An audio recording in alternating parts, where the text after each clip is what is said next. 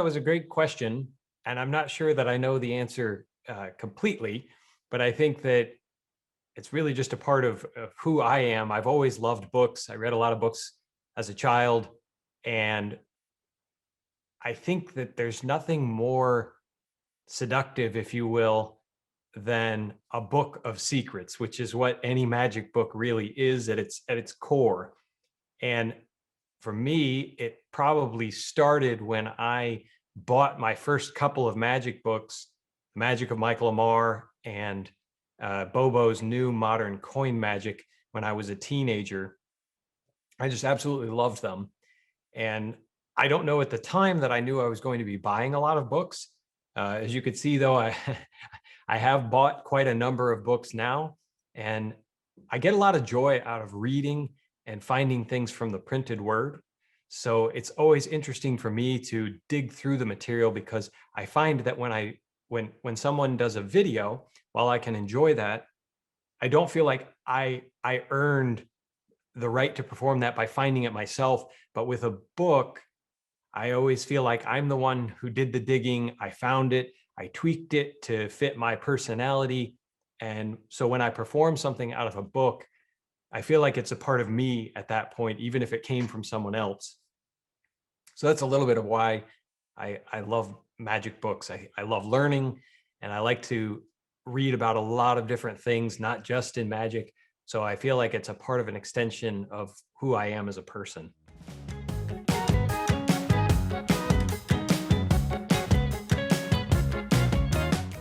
I appreciate that. Yeah, so Erudite Magic was something that, it's like a lot of ideas. It's really hard to figure out the exact moment of the conception of the idea. But what was happening was, a year ago, I had moved to Ohio and I had some extra time on my hands because I wasn't meeting with friends. I didn't have any friends. And because of the pandemic, I wasn't making any friends. So I decided to do some videos of performances. So I was doing a weekly, what I called Magic Friday, and posting those on my performance YouTube page, which I haven't really updated in a long time. But when I did it, it kind of gave me a taste for producing for YouTube and other social media platforms. And then I ended up reading The Darkest Corner by Ben Hart and Neil Kelso. And I thought, I want to talk about this book. I want to do a review. So I sat down with my phone, and I had a little tripod, a microphone that plugged in that I had for my performances. And I sat down and I did my very first review, which was that book by Vanishing Ink and the team over there. So I guess at that point, I decided, I really love magic books. I like talking about magic books. I like reading magic books. Maybe I should do a video channel specifically about magic books. And I felt like it was an underserved area. There are some review channels out there that do some absolutely fantastic work, no complaints, but I don't think that any of them are truly dedicated to just books. And for me, I haven't bought individual tricks in a long time. So I'm always wanting to know about the books and what's in them, and are they well written and other things. And so I kind of started the channel for people who I hope are like me, who want to learn more about these books that have been published, and what kind of magic do they contain, and is there value in it for the people who are considering buying it?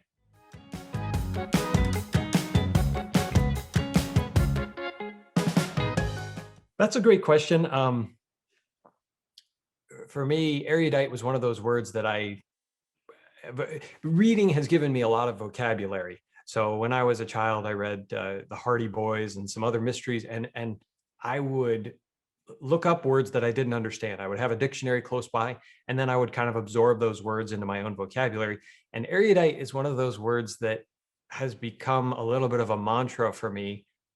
I like to learn about a lot of things, and I want to be an erudite person. I want to be someone who has a lot of knowledge and is always learning. It's not to say that I want to think I'm the smartest person in the room. That's not it at all. It's more recognizing that there's so much out there to learn, and I want to be one of those people who continues to learn. So for me, the the name Erudite Magic is kind of three things really, right? It's a brand, it's uh, it's a show, and it's really just a way of life, if you will. And so for me, I took that name and I said, okay, there aren't a lot of channels out there with the name Erudite in them at all. So it's pretty easy to, from a branding perspective, to stand out. In fact, my metrics tell me that a lot of my YouTube traffic from search comes from people searching for Erudite Magic. So it's one of those, it's a memorable name. It's easy to find because there aren't a lot of other channels with that name. And, you know, the show itself, I wanted it to be, I wanted the title to be descriptive. So because it's all about magic books and learning and things like that, I felt like it was very appropriate. And then when I say it's a way of life, for me, I love to read, and I hope that my viewers love to read and absorb the information from the written word. So it was kind of an easy choice once I sat down and thought about it, but the original idea probably came from many, many years ago when I first learned what the word erudite meant, and it kind of stuck with me as something that I think, again, is a part of me.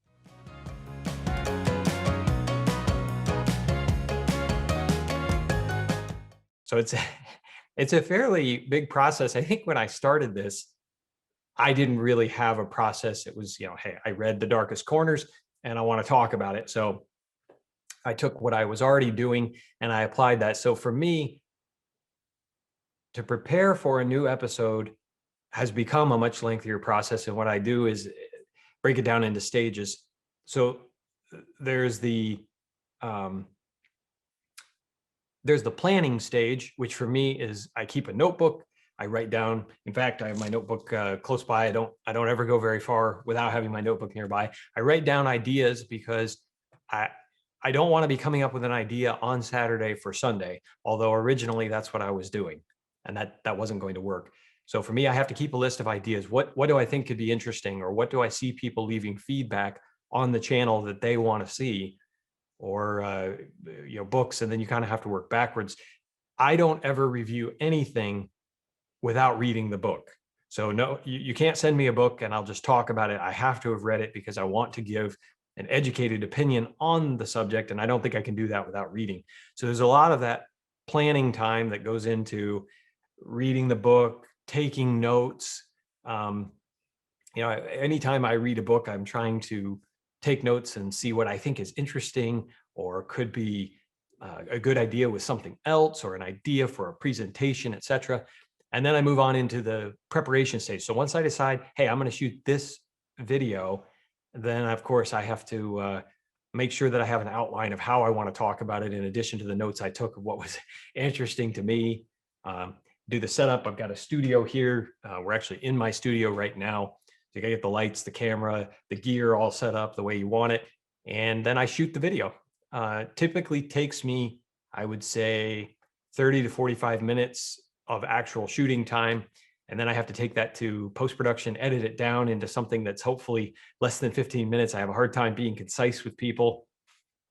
Shoot the B-roll, which one of the things that I really like about my videos is the shots of the books within what I'm talking about it. So you're getting a glimpse of what's inside, not just what I'm saying about it, but you're getting to see the contents of the book and how it's laid out and how the author's style is shown in the book.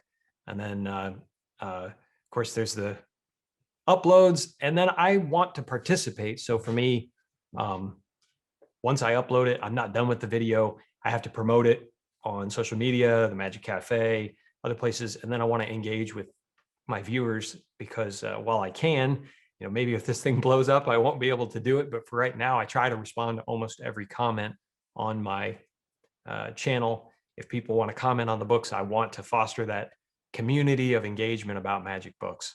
So there's kind of a lot that goes into it. It didn't start that way, but it's certainly kind of turned into a much bigger process.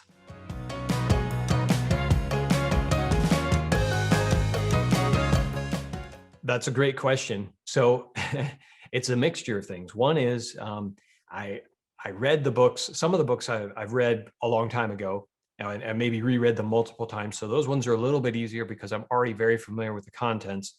And so when I go back through to prepare for a show, it's a little bit easier.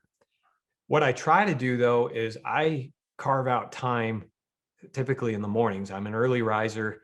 You gotta rise and grind if you want to get anything done besides, because this is not my full-time job. This is just a side hustle. I'm actually a CFO of a small company in Ohio. So I work, 40, 50 hours a week at that. But then I try to set aside the time in the morning. My family's asleep. I make a cup of coffee and I like to read and take notes during that time. And then in the evenings after my kids go to bed, if my wife and I aren't watching a show or doing something else together, I like to spend some time there. But I typically get most of my reading done in the morning. And then throughout the day, I'm taking ideas in my notebook. So even if I'm at work and lunch break, sometimes I do some walking and I bring the book with me and read while I'm walking. So anytime I've got some free time, I'm typically trying to read books, whether it's magic books or otherwise, just to stay on top of it, because you're right. It can be a lot of time.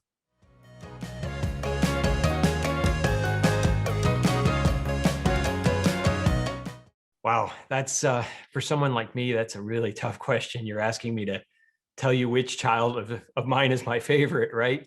Not that I wrote them, but I love them all. I would have to say that probably my favorite magic book of all time right now, and that's subject to change, is Approaching Magic by David Regal. So in this last video I did on Sunday, I talked about top 5 magic creators, and David Regal took the top spot.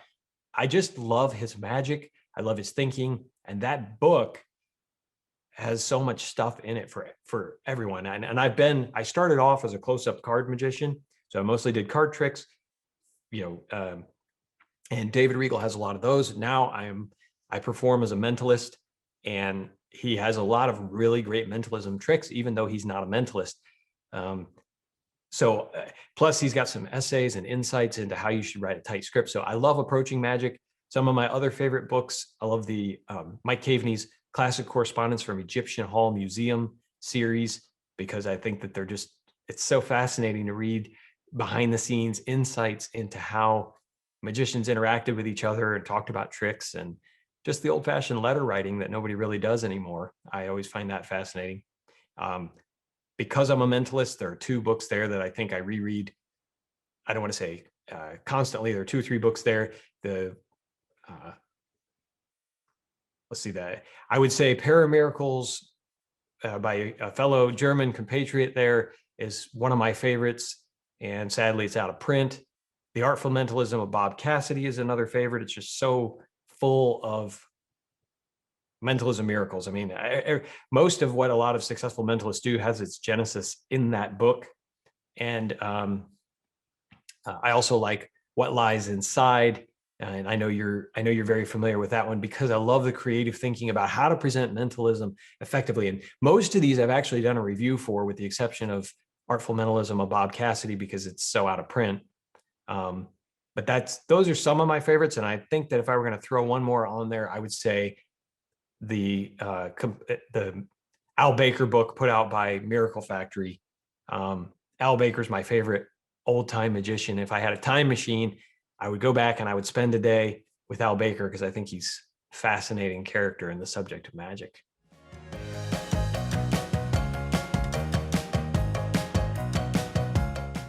So I've done a video on this, but it's always an evolving thing. And I've already touched on, I think, some of it here when I talked about how I read. So I don't know that there's a best way to do it, because everybody's learning personality is so different. But what works for me is making sure that you have that dedicated kind of alone time, because yes, occasionally I'll flip through a magic book when I'm with my family and we're watching a show or something. But I think it's best when you can actually devote the time to get into that text.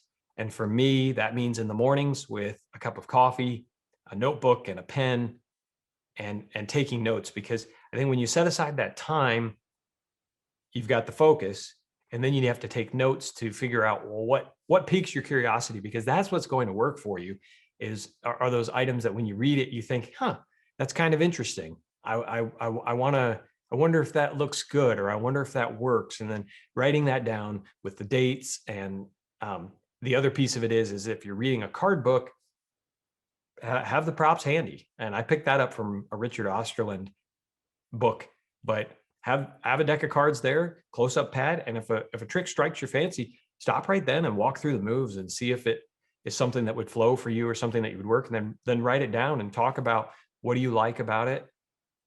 How do you think it would work? Where do you think you would use it, or anything else that kind of floats into your head? And that's, for me to study a magic book, that's the best way. And then you have to revisit those notes in light of new information, because that author might publish a subsequent, version of an old trick, or someone else might take that idea to a different level or in a different direction. And having notes that you can kind of cross compare, I feel like is super helpful in your journey to figure out where you've been and what you've thought about. Because if you don't write it down, that's the biggest takeaway to me, is write it down. Because if you don't, you always think you're going to remember a thought. And if you're like me, you don't. So it's really nice to be able to flip back through and, find a note from 2012 or whatever, that you're like, wow, that's a really great idea. And I didn't even remember I had that idea. So I find that works for me.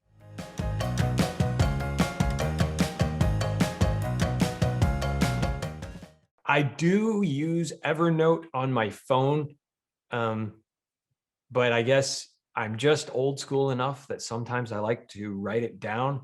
And Evernote has not worked perfectly for me. I understand from a number of people who've commented on my videos, they use some of those digital tools, or the Apple has a Notes app that goes across platforms. For me, digital stuff, I just tend to lose it. It's like all the video, the video downloads you have from Penguin. They're out there and it's convenient and it's great, but at times it just becomes overwhelming because there's so much out there and it's difficult to kind of sort through. It's the same reason that I guess I like physical books. I don't really do ebooks. There's nothing wrong with them, and if it works for people, I think anything that gets you into the written word is great. But for me, there's something about that physical space that I can remember. Oh yeah, August 2020 is closer to the beginning of this notebook, and I kind of remember where I am in the notebook. And to me, the act of writing it down versus typing it in requires a little more brain power, a little more physical labor, and it somehow, maybe it's slower, it cements the idea for me. But I have used Evernote and other digital tools. I think that there's certainly some use and utility in the right place for someone. But for me, I kind of prefer writing it down old school.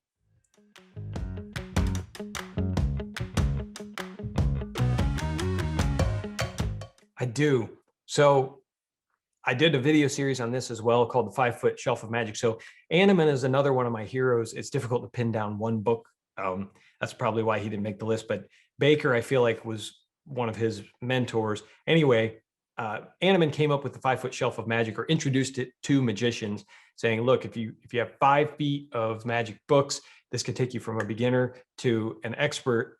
And I did a video series on it, but what I'll distill that here and say, if you are serious about magic and you know that you've been bitten by the magic bug, then I recommend that people start with Card College, because even if you don't think you're going to be a card magician, you're going to need to know your way around a pack of cards if you're going to hang around with magicians. And that's a pretty great place to start, but only if you're a serious student. I think it could be super overwhelming for someone who's just getting started and isn't sure if they're serious yet. So for those people, I really recommend Joshua Jay's Magic, the complete course. I think it's a great start. You're going to be getting tricks that you can do right away. It is going to teach you some of those basics and some of the rules. It's got a great, it introduces you to other magicians and has a little section in there about, if you want to know more, look up this person. And then I'd also recommend the Tarbell course, primarily because everything in magic, can kind of be found in that, but it is older, harder to read. So it may not be for everybody, but between those 3 resources, I think that's a great way to start. And I think that if you do, if you're able to pursue those books, get those books and get through them, you'll know more magic than 90% of the magicians out there. But first, I would recommend Joshua Jay's book. Then I would say, if you're serious about it, get into Card College. And if you find that you want to know more than just cards, I would pull out the Tarbell books and then just see where it goes from there. There's no end of books.